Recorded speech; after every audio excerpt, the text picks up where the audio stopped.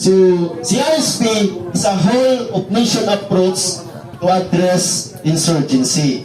So, siguro karon wala man yung experience pero sa una, naagi ni kaning presensya sa ato mga kaigsunan dito sa Pikas.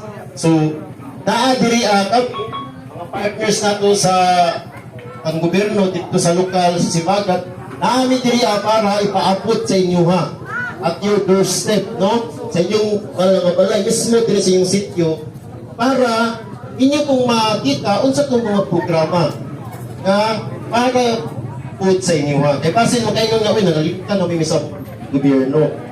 O na karon naami nagpatuol. So mo na po gini ang essence sa RSSP.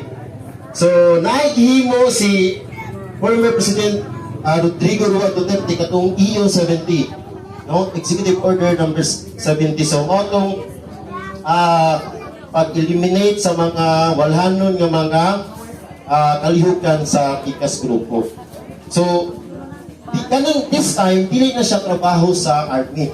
No, kung dili na collaborative effort anan sa asa nga opisina sa EDC, tanano sa engineering, sa health, sa LCR. Mauna, kung naamoy mga sentimento, mga issues, mga concerns na gusto niyo ipabot, ato nang isgutan niya. No, nasagtaan? Yun sa inyo. No, mo lang naamad niya, kani first day ni karon niya, second day, mo na itong mga servisyo, o tawag na itong mga servisyo, karaban. Niya, ipadangat niya kanyo. So, unsa may trabaho ni local government unit, no, ni LGU Sibagat, particular governance, ikaduha, promptly deliver basic services to the people. O, ato. O, unsa may mga basic na servisyo diriya. No, kaning sa mga in terms sa health, nabay no, ang kaning kalsada diriya, nabay maintenance ka, makaagi dayon mo, inana, para mabati ninyo nga naay gobyerno nga nagpaluyo kanyo. Sunod, sustain peace and development efforts. O, kani, no, kalinaw.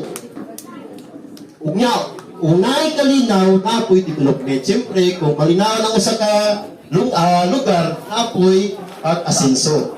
So, mag-uban ka na sila, peace and development. So, kung linaw yung lugar, posible nga, sa gatong-gato, asenso po na, muangat po na inyong kahimtang diri ha. Inanak. Sunod. So, unsa man po'y part ninyo, mga komunidad, unsa man po'y part nato.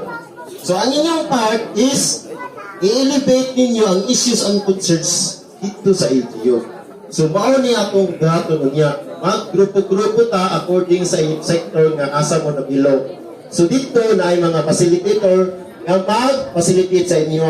So, dito ninyo itumaw, isulti, unsay mga naguna nga mga issues, mga problema nga naa na sinabi ninyo karon sa inyo, particularly sa inyong sector. So, ayaw makaulaw. Inyo na ning time, panahon na ninyo nga madungog ang inyong take-off. No.